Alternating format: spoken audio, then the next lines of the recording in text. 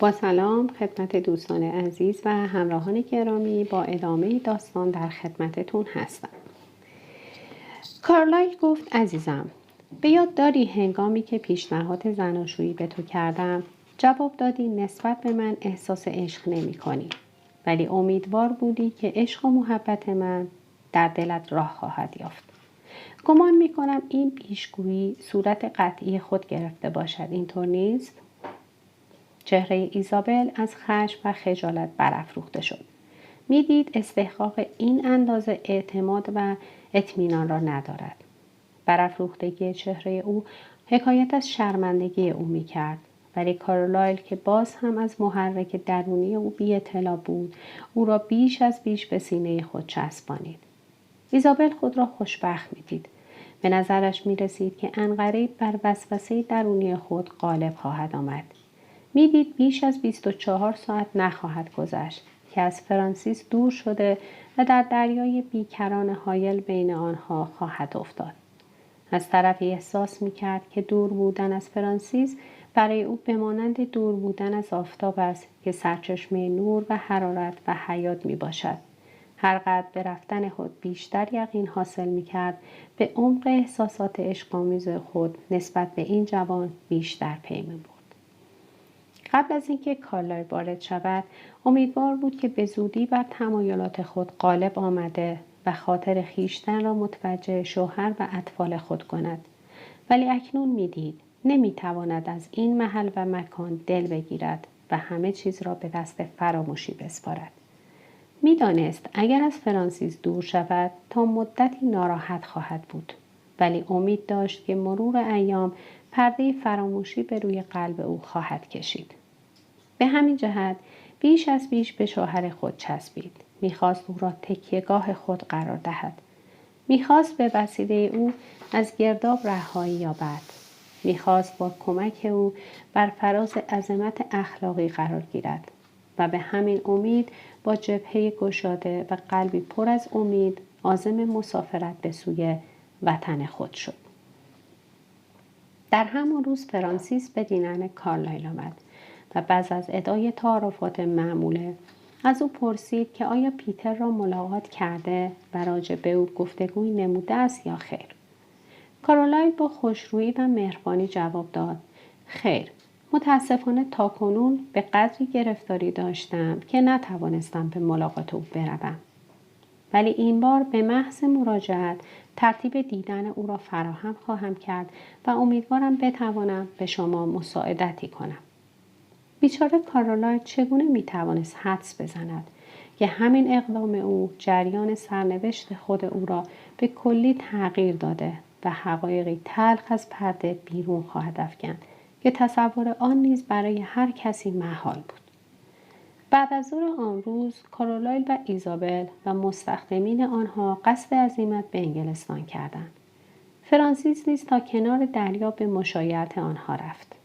با آنها وداع گرمی به عمل آورد و به هنگام حرکت مجددا از کارلایل تقاضا نمود که مساعدت خیشتن را از وی دریغ ندارد. کارلایل نیز خنده‌کنان وعده خود را تجدید کرد و او را وداع نمود. بازوی ایزابل را گرفته داخل کشتی شد. ایزابل به روی صندلی در محلی که دریا کاملا نمایان بود قرار گرفت و شوهرش در کنار او ایستاده بود. کشتی به حرکت درآمد. ناگهان چشم ایزابل در ساحل دریا به فرانسیس افتاد که ایستاده و چشم خود را به او دوخته است. دیدار با این وضع و تصور اینکه از این پس او را نخواهد دید لرزه بر اندام ایزابل انداخت و چنان تکانی خورد که کارلایل متوجه او گردید و به تصور اینکه سرما او را اذیت می‌کند پرسید: ایزابل چرا می‌لرزی؟ اگر سرما تو را اذیت می‌کند بالا پوش برایت بیاورم. نه آرچیبالد، برعکس خیلی راحت هستم. حس می‌کنم که خوشبختی من در حضور تو کامل است. پس چرا می‌لرزی؟ ایزابل با لکنت زبان جواب داد: هیچ آرچیبالد. فکر می‌کردم اگر تو مرا می‌گذاشتی و می‌رفتی پایان کار من به کجا می‌کشید؟ آرچیبالد، از تو تقاضایی دارم. هیچ وقت مرا از خودت دور نکن. هیچ وقت نگذار ولو برای یک روز بین ما جدایی بیفتد. مرا همیشه در جوار خودت نگه دار. تقاضای ایزابل حقیقی و صمیمانه بود. در این لحظه حس می‌کرد مادام که در جوار کارلایل باشد از هر خطری مسئول و محفوظ است. کارلایل با مهر و لطفی که مخصوص دلدادگان پاکباز است جواب داد: البته ایزابل، هیچ وقت نمی‌توانم تو را از خود دور کنم. دوری تو مرا بیشتر رنج می‌دهد و آزار می‌کند. هنگامی که ایزابل به خانه خود رسید، کسالتش رفع شده بود. دیدار اطفال جان تازه به او بخشید. سرور و مسرتی که در آغاز ورود از دیدن این کودکان در دلش راه یافت. ولی چون چند روزی گذشت، رفته رفته احساسات و افکار پریشان در دلش راه یافت، یا بهتر بگوییم عواطف خفته او بار دیگر بیدار شد. حالت او در این هنگام شبیه کسی بود که تمام عزیزان و نزدیکان خود را از دست داده و یکه و تنها بدون یار و یاور به سر میبرد و با محنت و تنهایی و بیمونسی دست به گریبان است. خود را در محیط خانه بیگانه و غریب میدید و از این رو رنج میبرد. بارها برای رهایی از این احساسات و افکار که میدانست منافع قانون عفت تقوا می باشد، کوشیده و سرزنش ها نمود. مسئولیت های زندگانی و تمام عواملی را که نقطه ارتباط بین او و زندگانی آبرومندانه او بود پیش خود مجسم می کرد و با استطاعت از آنها نقش خیال فرانسیس را از صحفه خیال خود می زدود. ولی هنوز نفسی به راحتی نکشیده بود که قیافه زیبای این جوان در برابر دیده‌اش مجسم می شد. گاه پیش خود فکر می کرد که اگر بتواند بار دیگر او را ببیند، 1 ساعت، 1 روز، 1 لحظه از صحبت او لذت ببرد، قلب و دلش آرامش یافته و بعد از آن خواهد توانست او را برای همیشه فراموش کند. قیافه فرانسیس همیشه در پیش نظرش مجسم می شد. روزها محور تمام افکار او را از خیال فرانسیس تشکیل میداد و شبها در عالم خواب او را میدید که مانند پیش خندان و خندان به سوی او میآید. طولی نکشید که ایزابل به کلی مغلوب این خیالات شد و هر قدر بر قدرت این خیالات و آرزوها می‌افزود خود را حقیق‌تر و ناتوان‌تر میدید، تا آنجا که دیگر ایزابل وجود نداشت و هرچه بود فرانسیس بود. رویاهای شبانه او بیش از هر چیز او را آزار میداد و مانند شمشیر از هر طرف به سوی او فرود می آمد. زخمی بر دل و قلب او وارد می کرد. از یک جانب چون می دید آنچه که دیده خواب و خیال بوده و در عالم حقیقت فرانسیس وجود ندارد رنج می برد. و از جانب دیگر چون خود را مخمور این احساسات می دید و مشاهده می کرد که حتی در خواب نیز فکرش به فرانسیس توجه دارد، در پیشگاه وجدان خود سرافکنده بود و خود را موجودی پست و بدمنش می دید. خلاصه 2 موجود مختلف، 2 عنصر متضاد که از هر سوی نقطه مقابل هم بودند جای ایزابل را گرفتند. یکی از این 2 زنی شریف، دوستدار آبرومندی و تقوا و پزیدت که کاملا مسئولیت‌های اخلاقی و اجتماعی خود را می‌دانست و آرزو می‌کرد که این شور عشق متوجه شوهر و خانواده و اطراف وی گردد. به عبارت دیگر عاشق عشق به خانه و خانواده بود و آرزو می‌کرد بتواند کارولای را با همین شور و عشق و هیجان انگیز دوست داشته باشد و سعادت او را با صمیمیت و محبت خود تکمیل کند. آن دگر زنی بود دلداده، شیدای عاشق پیشه که هرچه میدید فرانسیس بود. بارها شخصیت اولی علیه دومی برخاسته و سعی میکرد آن را از میان بردارد، ولی از عهده بر نمی آمد. فصل 23. کارولایل همین که از امور شخصی خود فراغت حاصل کرد، در صدد برآمد وعده ای را که به فرانسیس داده بود انجام دهد. روزی سوار اسب شد و به سوی خانه سر پیتر لویزون رفت و از مستخدمین تقاضا نمود او را به حضور سر پیتر راهنمایی کند. پیشخدمتی او را به اتاق پذیرایی راهنمایی کرد و کارولای در آنجا به جای سر پیتر لویزون خود را در حضور خانم او مشاهده کرد. کنتس لویزون زنی بود زیبا، قشنگ، جوان که هر خود را به طور زیبایی آراسته بود. رفتار و حرکاتی دلنشین، قیافه‌ای نجیب و اندامی موزون داشت. چون کارولای را دید، از کار او با سر پیتر جویا شد. کارولای در پاسخ گفت: خانم ببخشید، من با شخص سر پیتر لویزون کار دارم و کار من خصوصی و شخصی است. کنتس جواب داد: آقا خیلی معذرت می‌خواهم که سر پیتر کسالت دارند و پزشک دستور استراحت داده و قدغن کرده است که به هیچ کاری رسیدگی نکنند تا کاملا بهبود یابد. خانم، من نیز به نوبه خود معذرت می‌خواهم که ناگزیر از دیدن ایشان هستم، زیرا خود ایشان امروز ساعت 10 را برای من ملاقات تعیین نمودند و چنان که ملاحظه می‌فرمایید از ساعت 10 است. کنتس به فکر فرو رفته پس از لحظه‌ای زنگ زد و پیشخدمتی دستور داد که کارولای را نزد سر پیتر ببرد.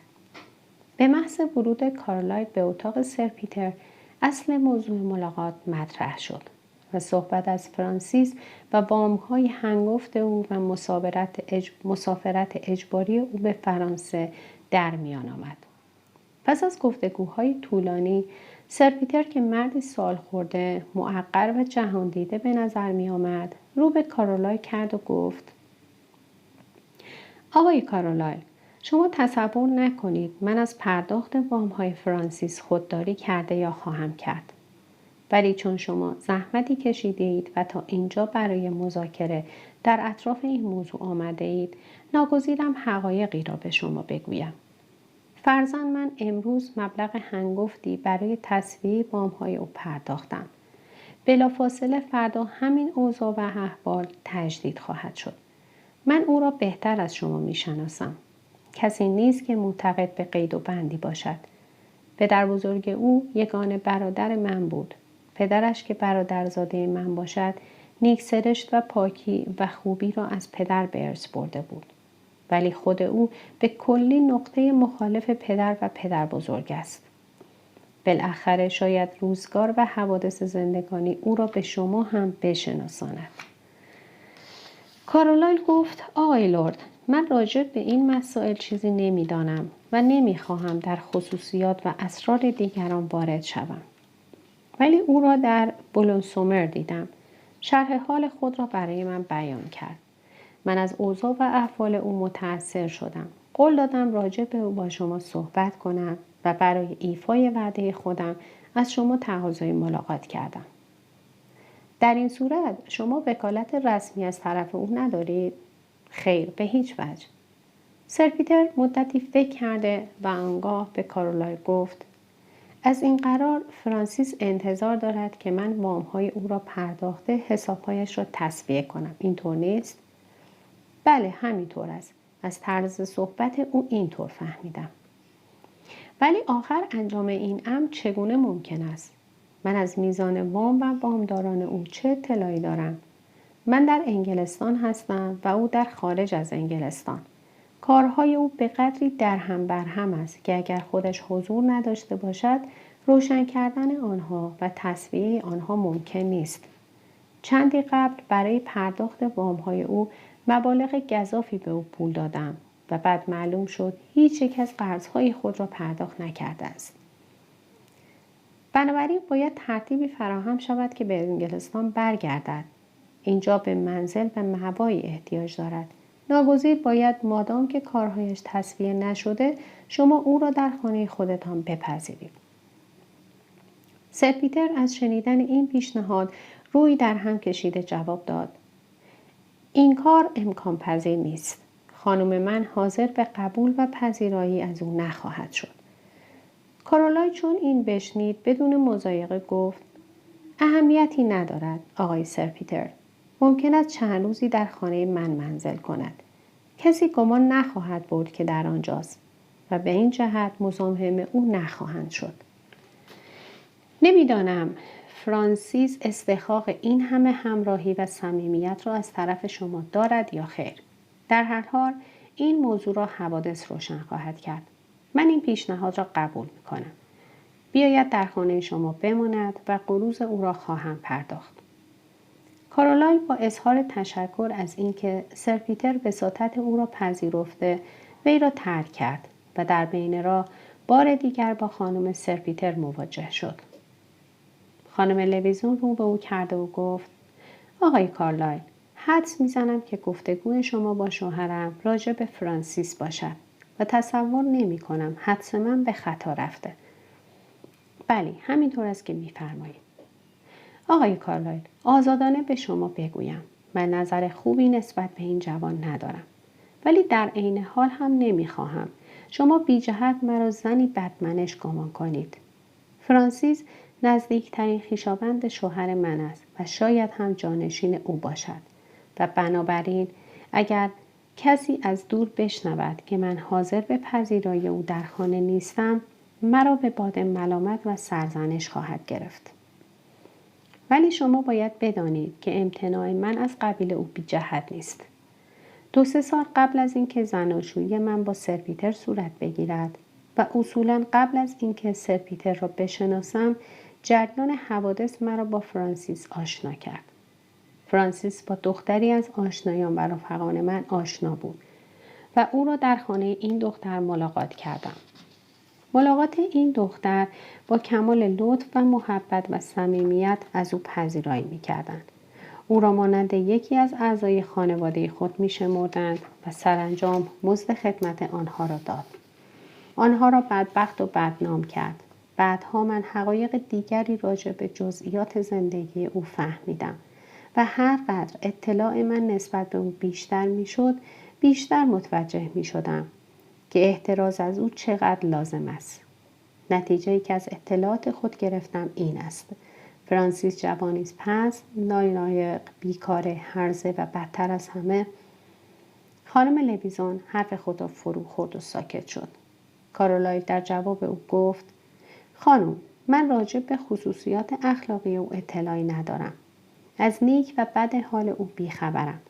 ممکن است بفرمایید چه بدی از فرانسیس به این خانواده رسیده؟ آقای کارولایل زندگانی آنها را برباد داد، ویران کرد، نابود کرد. این خانواده مردمی دهنشین و روستایی منش و ساده بودند. از مکر و حیله و نیرنگ اطلاعی نداشتند. از بدی و رذالت دور بودند. نمی‌دانستند چه مردم پست و بی‌غیرتی ممکن است در دنیا وجود داشته باشند. فرانسیس چندین فقره قبض و سند جعل کرده و از آنها تقاضا نمود سندها را امضا کنند. به آنها اینطور فهمانید که امضا کردن آن اسناد چیز مهمی نیست و باعث گشایش کار او می شود. بیچاره ها از نظر مساعدت با او سندها را امضا کردند بدون اینکه کوچکترین سوء ظنی ببرند. باید بگویم که این بیچاره ها تمول و ثروت زیادی نداشتند. دارایی آنها عبارت بود از مقداری ملک که از عواید مختصر آن گذران می‌کردند. بالاخره بعد از امضا کردن اسناد فرانسیس آنها را گذاشت و رفت. پس از مدتی از دادگاه احضار شدند و دارایی و هستی خود را بر سر این کار گذاشتند. تصور نکنید فرانسیس ندانسته این بلا را بر سر آنها آورد، بلکه کاملا می‌دانست چه می‌کند و نقشه کار را قبلا کشیده بود. و با 2-3 نفر اشخاص پست مانند خود قراری برای ربودن اموال آنها گذاشته بود. این قضیه را من بعدها فهمیدم. آقای کارلایل، راجع به این جوان چیزهایی می‌دانم که اگر به شما بگویم از ترس و وحشت موی بر بدنتان راست خواهد شد. ولی لازم نمی‌دانم این حقایق از ناحیه من از پرده بیرون افتد. گمان می‌کنم سر پیتر به شما گفته باشد که من از پذیرفتن فرانسیس در این خانه امتناع دارم. همینطور است. ایرادی که من دارم به اخلاق و رفتار این مرد وارد است و الا در ارتباط نزدیک او با شوهرم حرفی ندارم. آقای کارولای، من از گوشه و کنار میشنوم که مردم با گوشه کنایه میخواهند مرا متهم کنند که نسبت به فرانسیس غرض مخصوصی دارم. میگویند از نظر اینکه این جوان وارث شوهرم خواهد بود، به این جهت من نسبت به او بخل و حسادت می‌ورزم. ولی چون شما را شخص جوانمرد و پاک‌طینت دیدم، حقیقت امر را به شما میگویم. زندگانی کردن من در خانه‌ای که فرانسیس در آنجا باشد برای من توهین‌آور است.